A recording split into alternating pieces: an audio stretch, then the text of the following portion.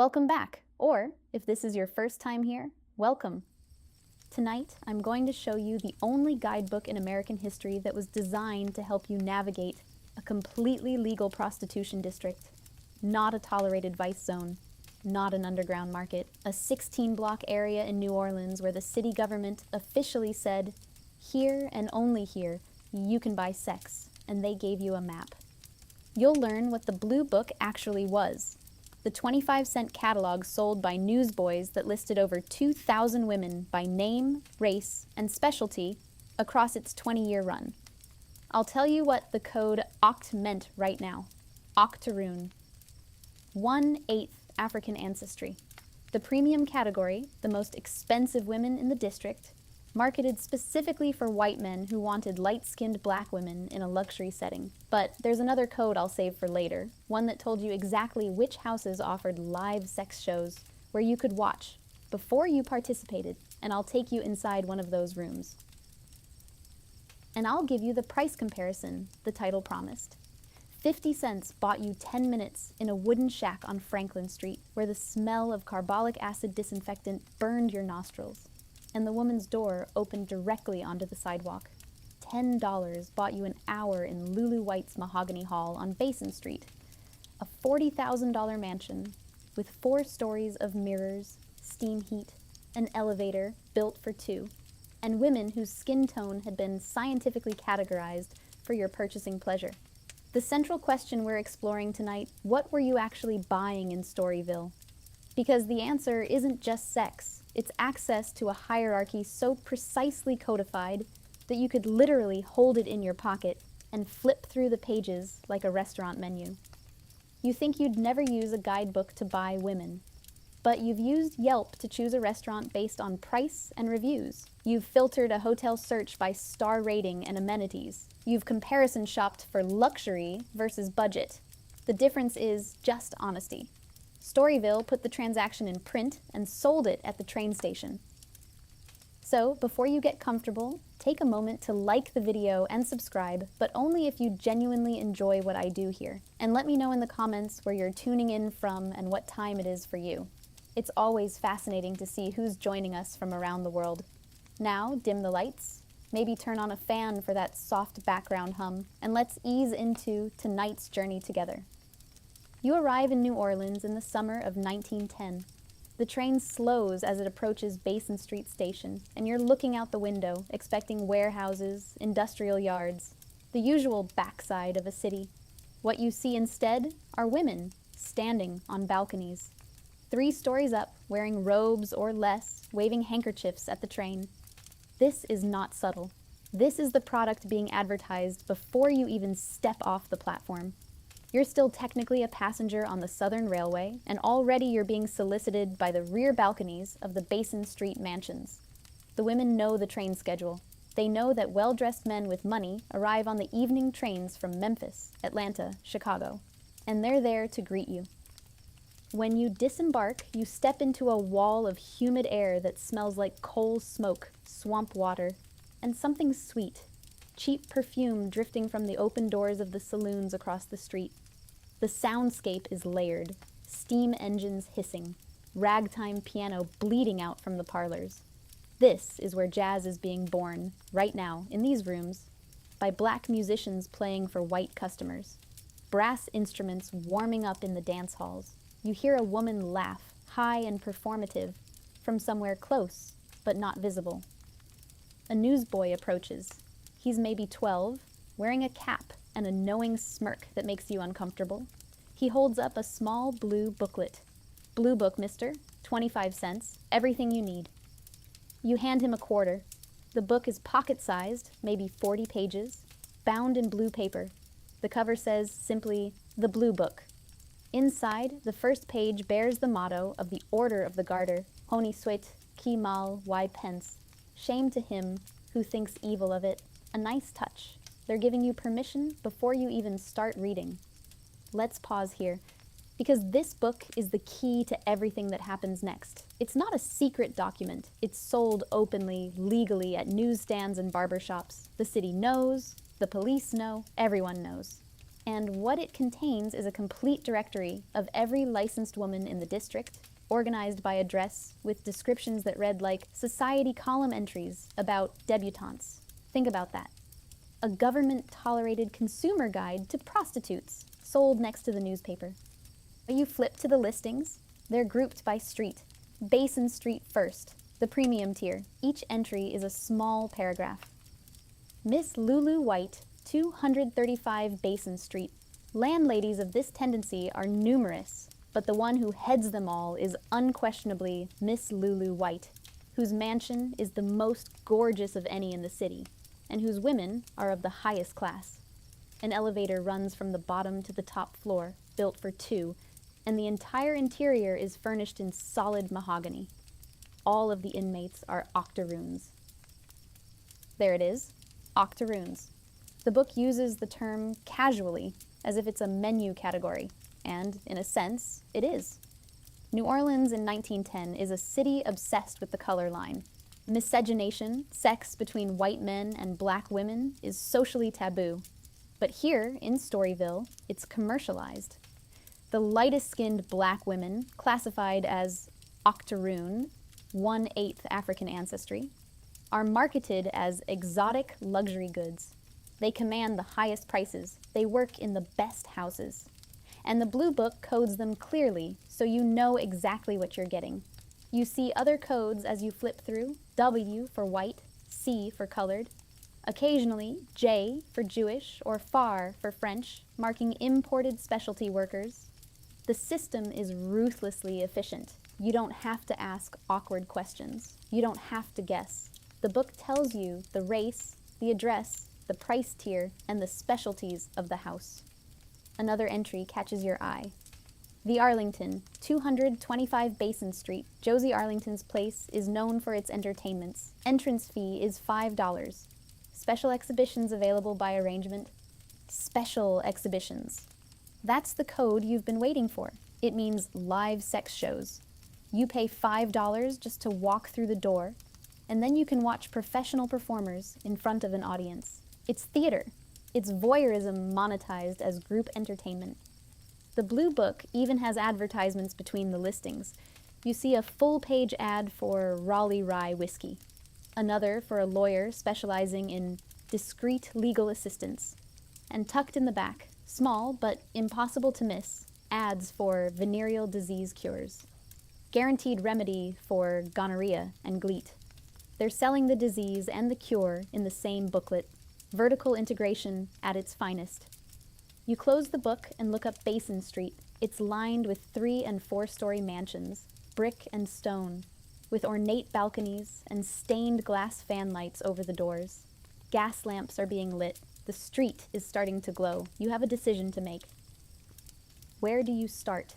Do you go straight to Mahogany Hall, $10 or more for an hour with an octoroon in a mirrored bedroom? Do you check out the exhibitions at Josie Arlington's first? Watch before you participate? Or do you head west toward the back streets, where 50 cents buys you something faster, rawer, stripped of all pretense? You decide to start at the top. You've traveled this far. You have the money, and the Blue Book promised you something extraordinary. You walk up Basin Street. The sidewalk is crowded with men in suits. Some are clearly locals. They nod at the doormen. They know where they're going. Others, like you, are visitors, tourists of vice, clutching their blue books and trying not to look too eager. You reach 235 Basin Street, Lulu White's Mahogany Hall. The building is unmistakable. Above the door, there's a stained glass fan light that spells out the name in red and blue glass, backlit from inside so it glows like a church window. The irony is not lost on you. This is a cathedral. Just not to any god you learned about in Sunday school. The door is solid mahogany, carved with floral designs. You knock. A black man in a tuxedo opens it. He looks you over, your suit, your shoes, the way you carry yourself. He nods. You're allowed in. The interior hits you all at once. Mirrors, everywhere. The walls of the parlor are lined with mirrors, floor to ceiling, so that the space appears infinite, the chandeliers multiplied into a constellation. The floor is polished mahogany. The furniture is upholstered in deep red velvet. And the air is warm, steam heat, another luxury. No cold drafts here, no smell of coal stoves, just the faint scent of perfume and cigar smoke. Let's pause here, because what Lulu White built cost $40,000 in $1,900. That's over $1 million today. She installed the only elevator in the district, a wrought iron cage designed for 2 people standing close together, rising slowly through 3 floors. She imported mahogany from the Caribbean for the furniture, the floors, the bed frames. She installed running hot water when most of New Orleans still used cisterns. This wasn't just a brothel, it was a statement. And the woman who built it wasn't even allowed to vote. A woman appears. She's in her 20s, light-skinned, wearing a gown of emerald silk that catches the light as she moves. Her hair is piled high, held in place with pearl pins. Her skin glows in the gaslight, not pale, not dark, but that specific shade the Blue Book promised, octoroon, exotic enough to be forbidden, light enough to be safe. She smiles. Good evening, welcome to Mahogany Hall. Can I bring you champagne? Her voice is soft, cultured, with just a trace of a southern accent. She doesn't ask your name, she doesn't need to. You're a customer. That's all the identity required. You nod. She disappears through a beaded curtain and returns with a bottle and 2 glasses. The champagne is French, the label embossed in gold. You know instinctively that it's not worth $15. But that's not the point. The markup is part of the experience. You're paying for the illusion that this is a sophisticated evening, not a transaction. She pours. You notice her hands, delicate, manicured, a gold ring on her middle finger. She sits beside you on the velvet sofa, close enough that you can smell her perfume. Jasmine, maybe. Something floral and heavy. Is this your first time at Mahogany Hall? She asks. You tell her it is. She leans in slightly, her shoulder brushing yours. Then let me tell you how this works. You and I will finish our champagne. We'll talk. You'll tell me what you like. And then, if you'd like, we'll take the elevator upstairs. The rooms are private, the beds are mahogany, just like the name promises. And I'll make sure you have an evening you won't forget. She pauses, her eyes holding yours. The house fee is $10. That includes your champagne, your time with me, and the room. Anything beyond an hour, we can discuss. $10. You could buy a week's worth of meals for that. You could buy a decent pair of shoes. But you're not here for practicality. You're here because the Blue Book promised you access to something most men only imagine. And she's delivering. You hand her the money. She tucks it into a small purse on the side table, then stands and offers you her hand. Come with me. She leads you to the elevator. It's a wrought iron cage, big enough for 2 people standing close together. She pulls the door shut, presses a lever, and the mechanism hums to life. As you rise, she stands in front of you, her back to the mirror on the rear wall, so you see her twice, once in front of you, once reflected. She's smiling. She knows the effect. The elevator stops on the 3rd floor. The hallway is dimly lit, gas lamps turned low, doors on either side all closed. She opens one and gestures for you to enter. The room is everything the Blue Book suggested. The bed is massive, carved mahogany with a headboard that reaches almost to the ceiling. The sheets are white linen, freshly laundered. There's a washstand in the corner with hot and cold running water.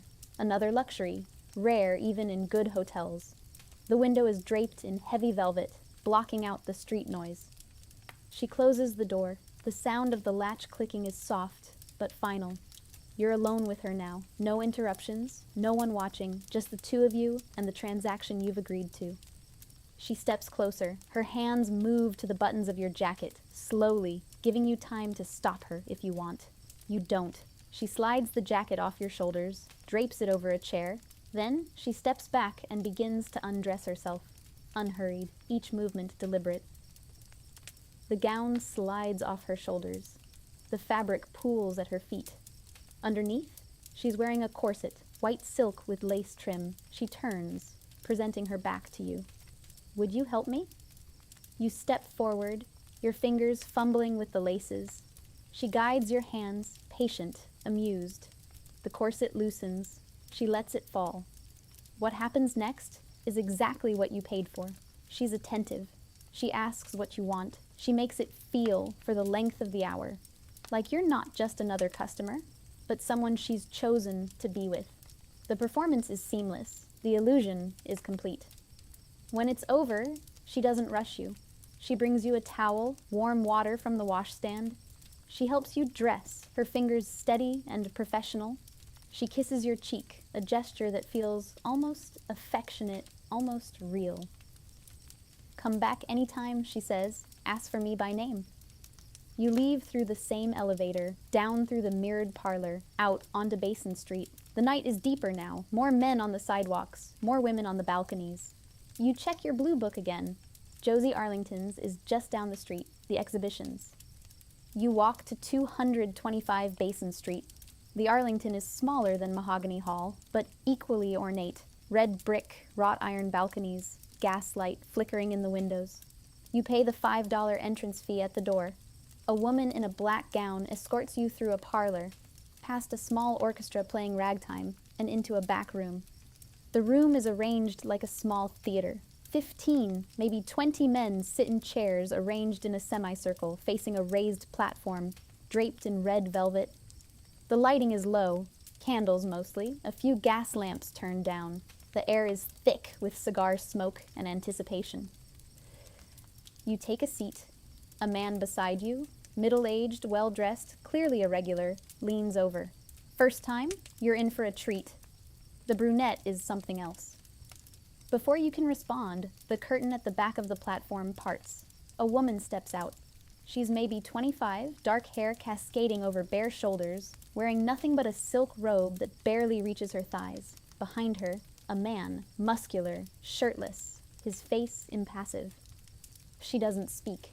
Neither does he. The orchestra in the other room has shifted to something slower, more rhythmic. She lets the robe fall. The audience is silent. What follows is exactly what special exhibitions promised. Performance, choreographed intimacy. You're watching two people have sex in front of an audience of paying customers.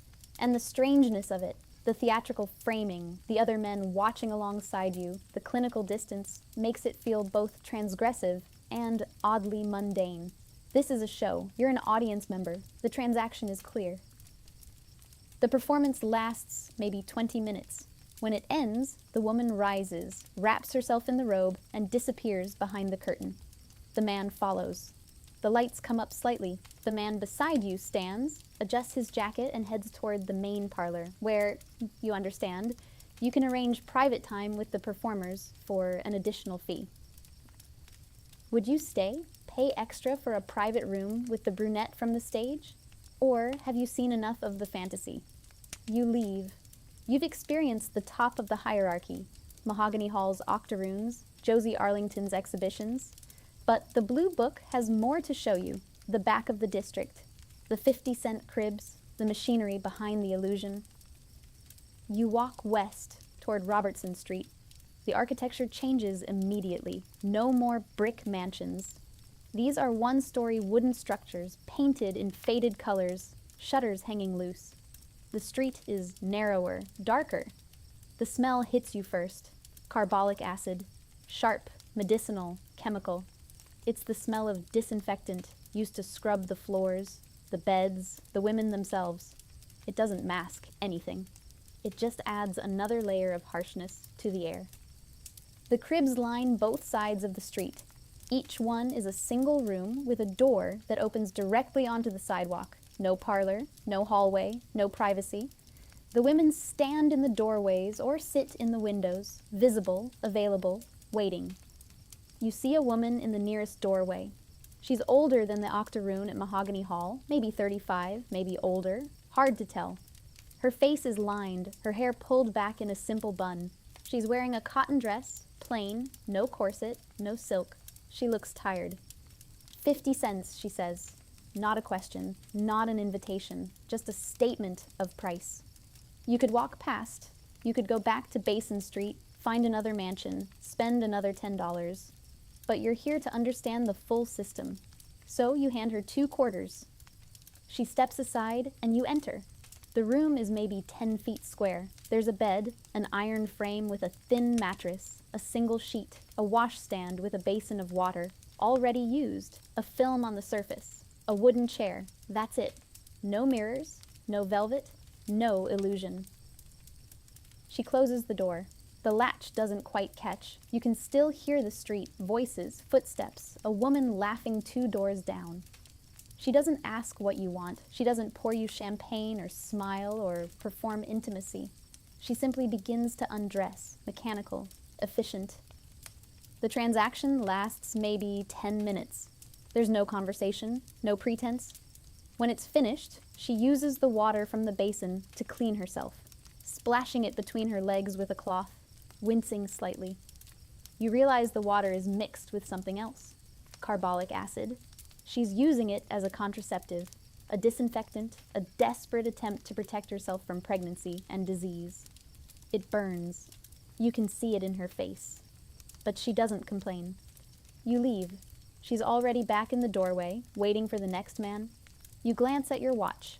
15 minutes total from the moment you handed her the coins to the moment you stepped back onto the street.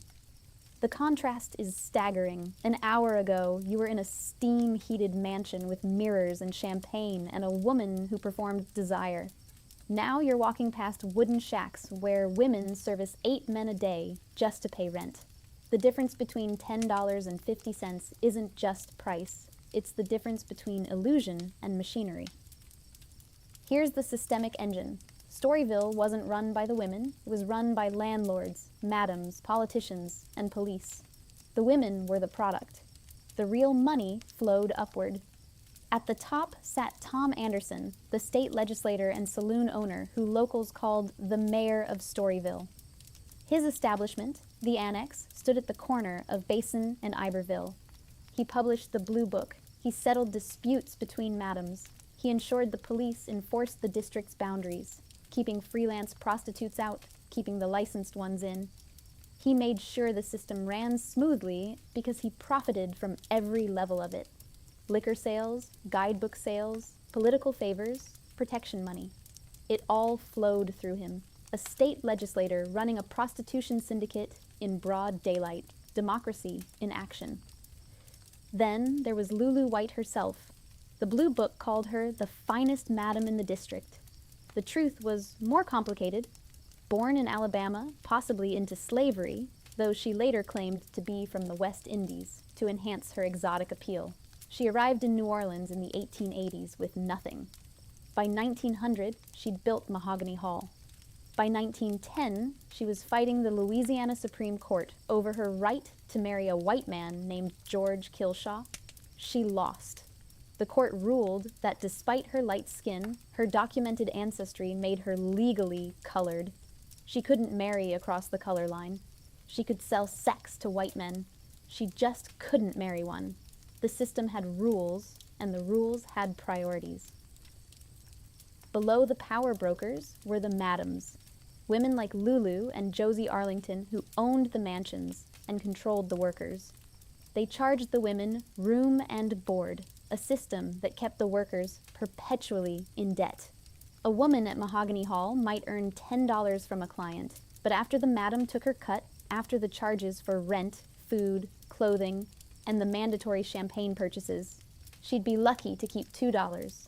And if she tried to leave, she'd owe money. The debt was the chain. And at the bottom, the crib landlords practiced what locals called Jackal Landlordism. A single wooden shack that would rent for $8 a month in a working-class neighborhood was subdivided into 4 cribs, each rented for $4 a night. Do the math. That's $120 a month for a structure worth maybe 10. The profit margin was obscene, and the women had no choice. They paid or they were evicted. An eviction meant arrest because Ordinance 13,032 made it illegal for a prostitute to live anywhere outside Storyville. The city had created a trap. Work here or go to jail. The city even mandated medical inspections, claiming it was for public health. Every woman had to be examined weekly by a licensed physician. The examination certificate was displayed in the crib or the parlor as a marketing tool, proof that she was clean. But the inspections were a charade. Doctors charged 50 cents to $1 for a certificate, often without performing a real examination. The women knew it, the clients knew it, but it provided legal cover for the city and gave men like you a false sense of safety. A protection racket disguised as public health. Archaeological digs in the area have uncovered the truth. Dozens of vaginal syringes, plungers, and medicine bottles containing mercury, arsenic, and herbal compounds. The women were treating themselves with chemicals that burned and poisoned them because the official medical system was a scam. The smell of carbolic acid you encountered in the cribs wasn't just for the floors, it was for their bodies. They douched with it, believing it would prevent pregnancy and disease. It didn't.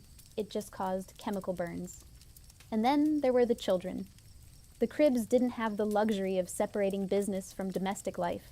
Women with infants or toddlers, trick babies, born from the work, would place the children behind screens or under the bed during transactions. The Basin Street mansions forbade this. Children disrupted the fantasy. But in the cribs, there was no fantasy to protect, just survival. There was a 14-year-old piano player who saw all of this. His name was Ferdinand Joseph Lamoth, later known as Jelly Roll Morton. He played in the parlors of Basin Street starting around 1902, providing the soundtrack for transactions he was too young to participate in. Decades later, in 1938, he sat in the Library of Congress and recorded his memories for folklorist Alan Lomax. He described the madams, the music, the women, the violence. He wrote a song called Mahogany Hall Stomp that immortalized Lulu White's mansion in jazz history. The birthplace of jazz was also the birthplace of industrialized American prostitution. The piano player who gave the world a new kind of music learned it in a whorehouse. And there was one man who tried to document what the Blue Book couldn't show, the faces behind the listings. E.J. Belloc was a commercial photographer who, sometime around 1912, began taking portraits of Storyville's women. Not posed glamour shots, not advertising images. Quiet, intimate photographs of women in their rooms, some dressed, some nude, some staring directly at the camera with expressions that range from defiance to exhaustion. We don't know why he took them. He never showed them publicly. After his death in 1949, a young photographer named Lee Friedlander discovered the glass plate negatives in Belloc's estate. Many of the faces had been scratched out. Someone, Belloc, a relative, we don't know, had taken a sharp tool and scraped away the emulsion over the women's faces, leaving ghostly blanks where their features should be. The bodies remain visible, the identities erased. It's the perfect metaphor for Storyville itself, the transaction preserved, the person behind it destroyed. The system ran for 20 years. From 1897 to 1917, Storyville concentrated the entire sex trade of a major port city into 16 blocks. It generated millions of dollars in revenue, most of it extracted from women who died young, anonymous, buried in unmarked graves. The end came not from local reform, but from federal intervention. When the United States entered World War I, the Secretary of the Navy, Josephus Daniels, declared that no open prostitution could exist within 5 miles of a military base. New Orleans had training stations within that radius. The city resisted. Mayor Martin Berman famously said, "You can make it illegal, but you can't make it unpopular." But the federal government threatened to remove all military installations from the city. The economic pressure was too great. On November 12, 1917, at midnight, Storyville officially closed. The women packed their belongings into carts. The heavy mahogany furniture was abandoned because it was too expensive to move. The lights went out. The district dissolved back into the shadows of the city, illegal again, unregulated again, but still very much alive. The buildings were demolished in the 1930s to make way for the Iberville housing project. Today, there's almost nothing left, a few street names, a historical marker. The Blue Books survive in archives, pocket-sized catalogs that once guided men through America's only legal sex district. So what were you actually buying in Storyville? Not just sex. You were buying access to a hierarchy. You were buying the right to choose your tier, luxury or desperation, illusion or machinery. You were buying a guidebook that told you exactly where to go and what to expect, printed with the city's implicit approval. The blue book didn't lie. It just told you the price.